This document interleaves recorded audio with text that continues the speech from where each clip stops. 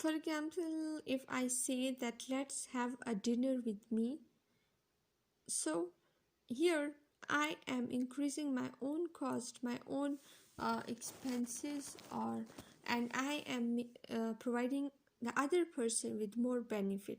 So here I am doing it the positive way. But on the other hand, if I say, uh, if I ask someone else, let's have a dinner at your place or at your cost, so it means I'm increasing the cost of other person, and uh, but decreasing the benefit of the other person and increasing my own benefit.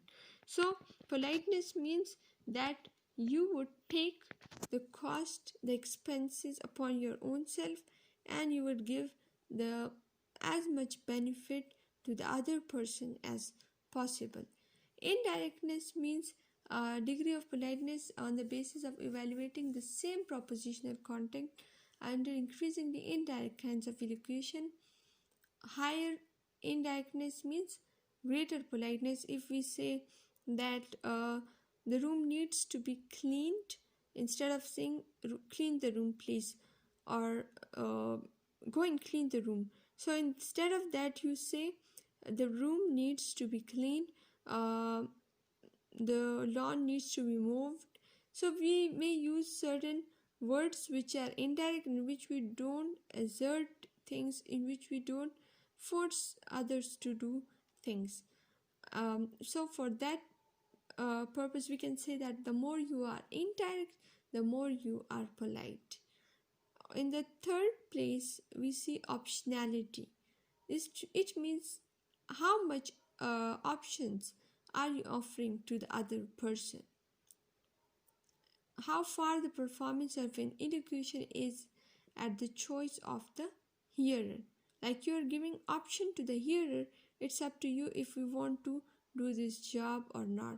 So this is also providing the other person with the option of doing something. You are not asserting, you are not forcing, you are not directing the other person to do a thing, but you are giving a sort of option. So we see that the, these are maybe called as different stages or different levels of politeness, or we may say that each one of these three skills may be applicable at different situations, so it depends. Now we would come towards the Lakoff.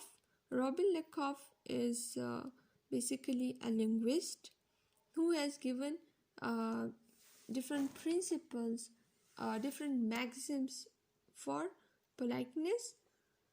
First one is don't impose. Don't impose. What is impose? It means when you are uh, dictating or directing something, when you are having the position of um, enforcing something directly. So this is not allowed. For example, if you say if you want to ask someone else to do something, and that person has that duty, but if you say for example to a sweeper, you say hello, I'm very sorry to bother you, but please the room needs to be clean.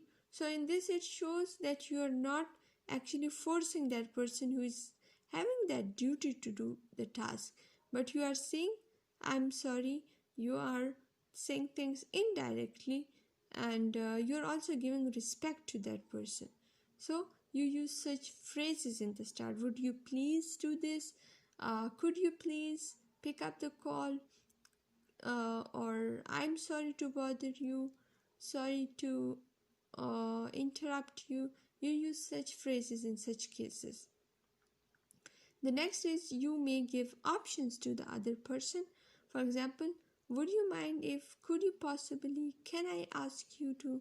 You use such phrases in which you give options to the other person. In the third one, you make your receiver feel good. You give respect to the other person actually.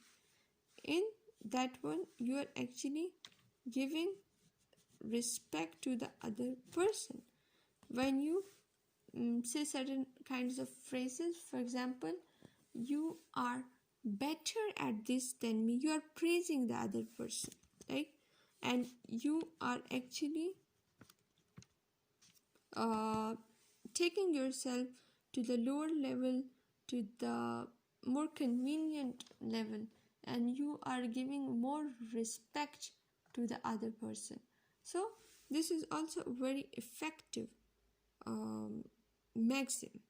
All these maxims are quite effective in achieving that goal of politeness, of being polite during a conversation. So these are some of the principles which are helpful in terms of linguistics, in terms of literature, discourse analysis, and also in terms of the real life situations as well. So it's the end for today. Allah Hafiz.